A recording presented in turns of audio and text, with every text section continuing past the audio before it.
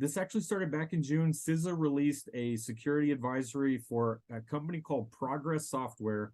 They have a file transfer product called Move It. You might have heard of the Move It vulnerability.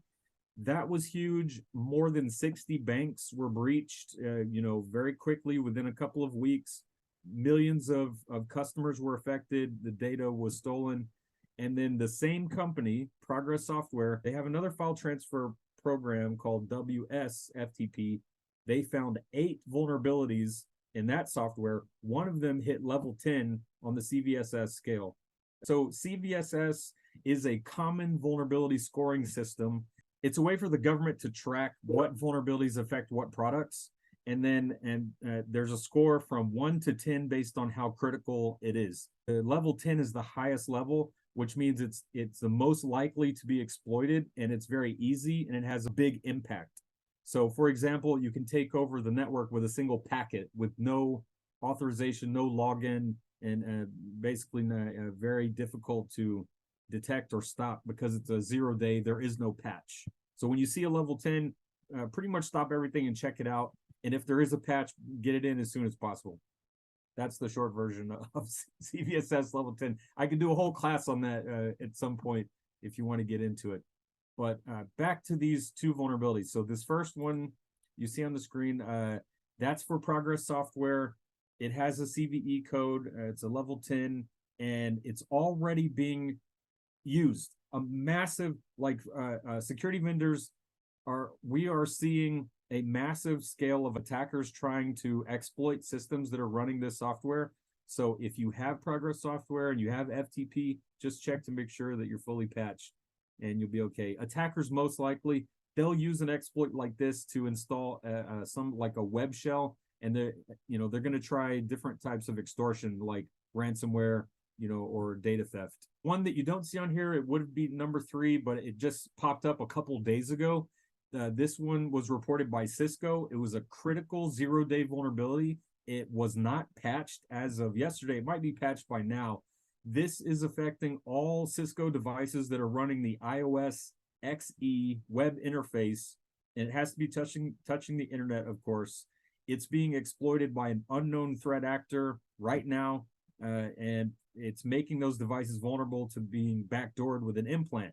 So we already went to scan to see how many devices have been affected. It's over 40,000 worldwide. So it's an ongoing attack that's happening right now. There is some guidance from Cisco about how to look for it, how to find it. If your devices are impacted, I don't know if they have a patch out for it yet, but what you can do is look to see if there's any suspicious activity on those devices, and you can specifically look for the implant that people are scanning for to see if those devices have been implanted. Typically, the attackers will use this kind of exploit to do. They can monitor the network traffic. They can pivot into an internal network, and they can do any number of man-in-the-middle attacks. How AI is relevant. So since the very beginning of the internet, we've always had people and teams try to reverse engineer patches to see what was patched, what was vulnerable, how can I weaponize it, turn it into an exploit. That used to take months. Reverse engineering is not easy, requires a lot of specialized skills and software. That window now is a week. It's gone from months down to a week. A vulnerability or a patch comes out, it gets reverse engineered, it gets turned into an exploit in a week or less. And my best guess, my educated guess, is that AI is playing a huge role in this because it's the ChatGPT style of software is so smart. You can put the patch in there and say, hey, ChatGPT, tell me what vulnerability was patched, and then help me write an exploit for it. And it's happy to do it with a little bit of prompt engineering. You can bypass all of those security mechanisms that is supposed to block ChatGPT from helping you develop an exploit. There are ways to bypass those limitations, such as using the API. Google has their own version called Bard. Microsoft has a version. Facebook put out one. Facebook put out one called Llama. So there's a lot of AI that's out there for free, and the attackers are going to use it, just as much as we are.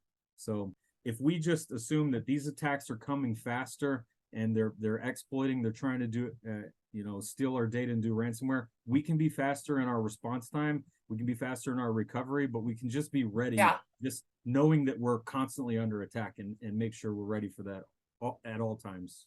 Stay vigilant.